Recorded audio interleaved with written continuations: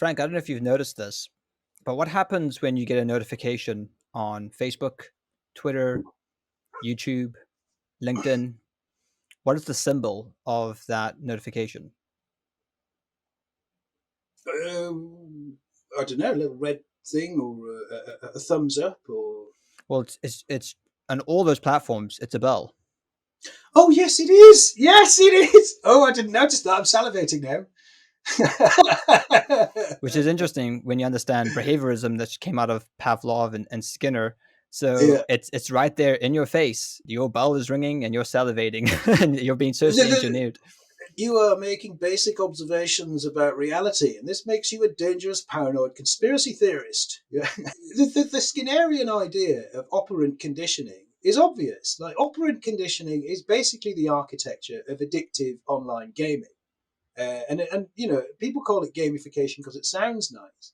But the gamification of social interaction through social media, what that means is like you said, is that you produce real neurochemical rewards for virtual events. Mm-hmm. So people's internal chemistry is becoming patterned and calibrated to the behavior of digitized systems. Skinner's social engineering techniques of operant or environmental conditioning can be seen in many forms today. Cake and brief counseling will be available at the conclusion of the test.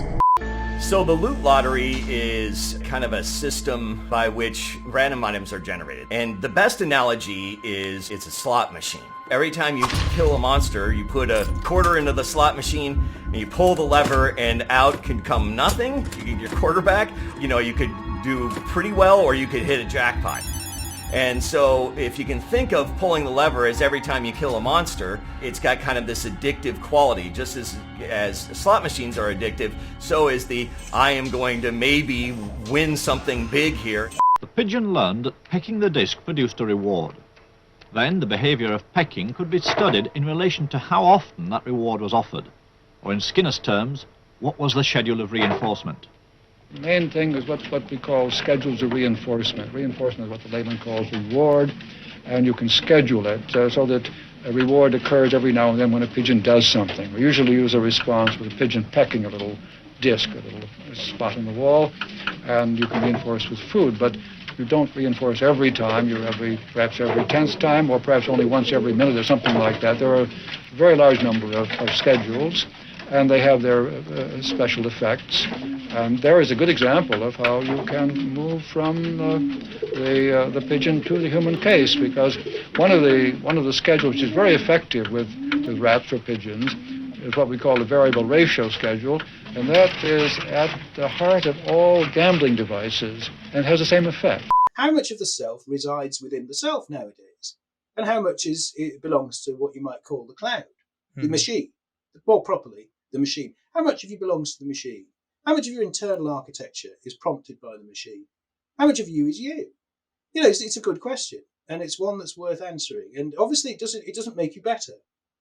One of the more interesting ideas that are around today is the idea of scale. The idea that the mass scale of society itself is a pathologizing process, because it uses things like Skinnerianism to reduce people to basic operant conditioning, to ringing and reward. When the bell rings, I salivate. Now, first, the dog salivates because it gets the reward of its dinner, but gradually the dinner is removed and only the bell remains. This is very much like what happens on social media, because the reward is the bell. Mm-hmm. There isn't anything to eat.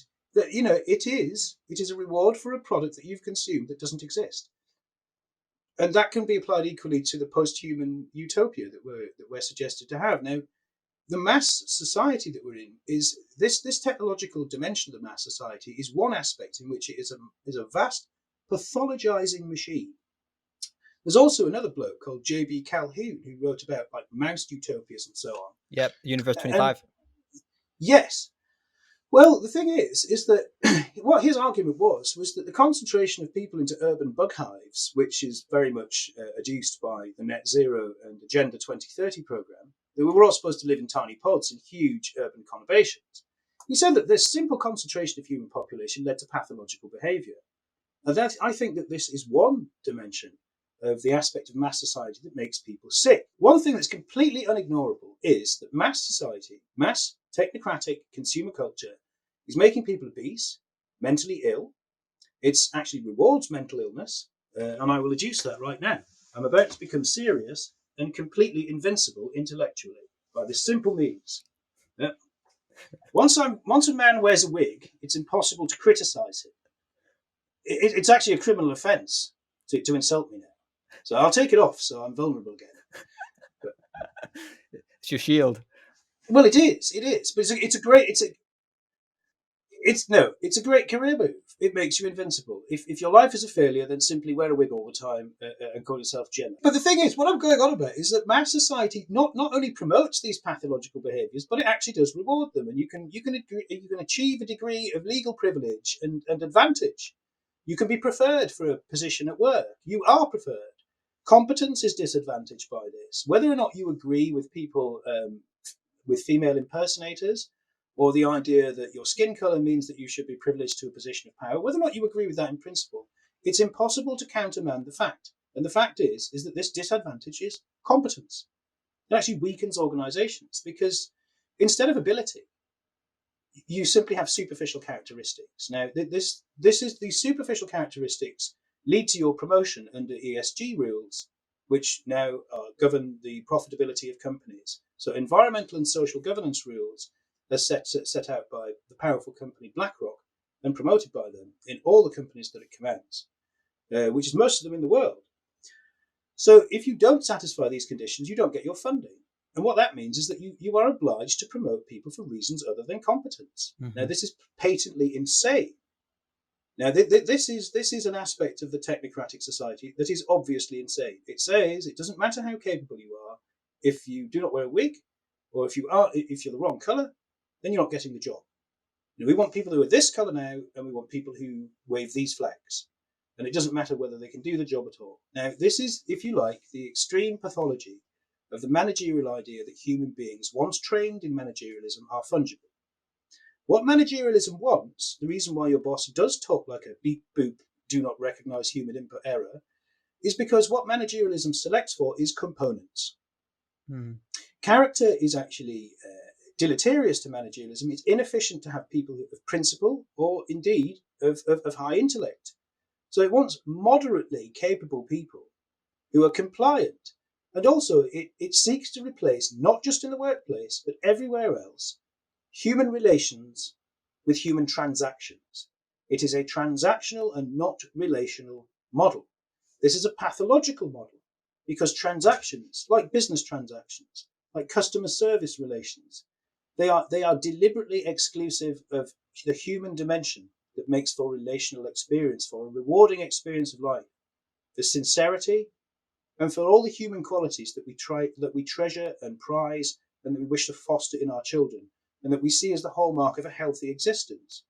That's what this customer service model of reality excludes. That's the goal of technocratic managerialism, to reduce us to a series of transactions. Mm-hmm. So if you gradually eliminate the capacity for beauty and for truth and for the value of life and for the recognition of the divine, then you won't notice it when it's gone, will you? Because I believe that all these functions that give mankind a higher spiritual purpose, and that everything that is true in beauty does eventually indicate God. This is what elevates mankind. This is what seeks us to look beyond ourselves into something better. That it seeks us to strive to become, as I like to call it, not perfect, but less bad. If you eliminate these things, then there simply isn't anything to do other than to consume. And other people are simply impediments.